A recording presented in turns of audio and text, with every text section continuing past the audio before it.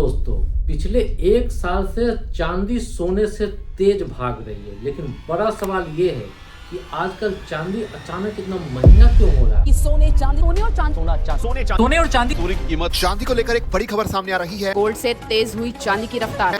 चांदी सिर्फ गहना नहीं, पूरी इकोनॉमी की जरूरत बन चुका है। आज के वीडियो में हम जानेंगे कि वो कौन कौन सा रीजन है जिसकी वजह से चांदी इतना महंगा हो रहा है और एक आम आदमी चांदी में इन्वेस्ट करके कैसे करोड़पति बन सकता है।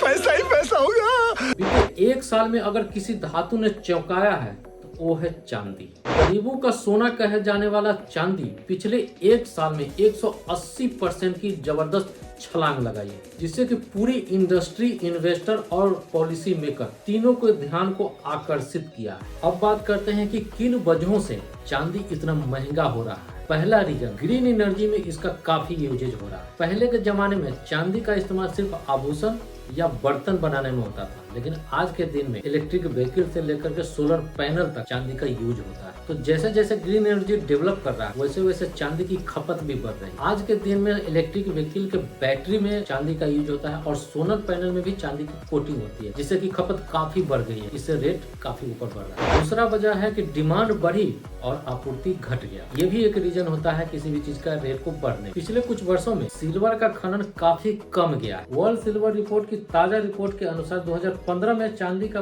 वैश्विक उत्पादन 89 करोड़ आउंस था, जो 2024 में गिरकर 82 करोड़ आउंस रह गया, यानी 8.6% का गिरावट है। जबकि इसी पीरियड में डिमांड में 17% का ग्रोथ हो गया। तो ग्रीन एनर्जी में 59% सिल्वर का यूजेज होता है, यानी 20 करोड़ आउंस यानी 6300 टन के साथ मैक्सिको दुनिया का सबसे बड़ा सिल्वर उत्पादक। तीसरी वजह है इन्वेस्टर का भी इंटरेस्ट सिल्वर में काफी हो गया है। बाजार को समझ में आ गया है कि सिल्वर का यूजेज काफी हो रहा है और उस तरीके से सप्लाई नहीं है, इसीलिए इन्वेस्टर इसमें इन्वेस्ट करना भी शुरू कर चुके हैं। अब सेंट्रल बैंक की भी इस पे नजर है। उन्होंने सोचा कि सोने की तरह चांदी को भी रिजर्व में रख सकते हैं, इससे भी चांदी का रेट काफी हाई हो गया। साल 2025 में जो भी इसमें इन्वेस्ट किया है उसको 180% तक का ग्रोथ मिला है, फायदा हुआ है। तो एक टाइम के बाद आम आदमी भी अगर इस पे इन्वेस्ट करता है तो फ्यूचर में जाकर के करोड़पति बन सकता है। चांदी के दाम बढ़ने का चौथा रीजन, चांदी के दाम बढ़ने में जियोपॉलिटिक्स भी एक अहम भूमिका निभा रही है। ट्रम्प सरकार का मानना है कि भविष्य की जंग तेल नहीं बल्कि टेक्नोलॉजी और मेटल पे लड़ा जाएगा। इसीलिए अमेरिका ने चांदी और तांबे को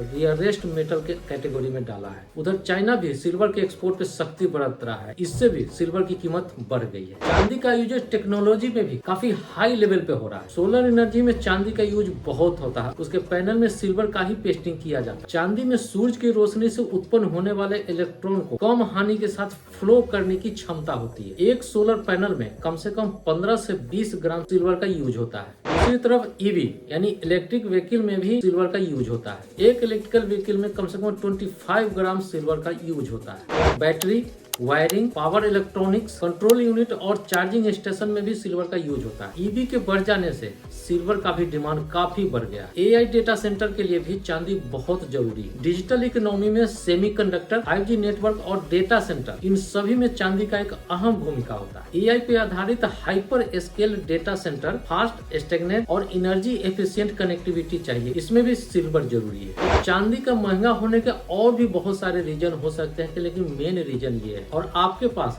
चैनल को सब्सक्राइब नहीं करने का कोई रीजन नहीं है। किसी भी तरीके के क्वेश्चन या सजेशन के लिए कमेंट हमेशा खुले हुए हैं। वीडियो अच्छा लगे तो एक लाइक जरूर कर देना। बहुत बहुत धन्यवाद।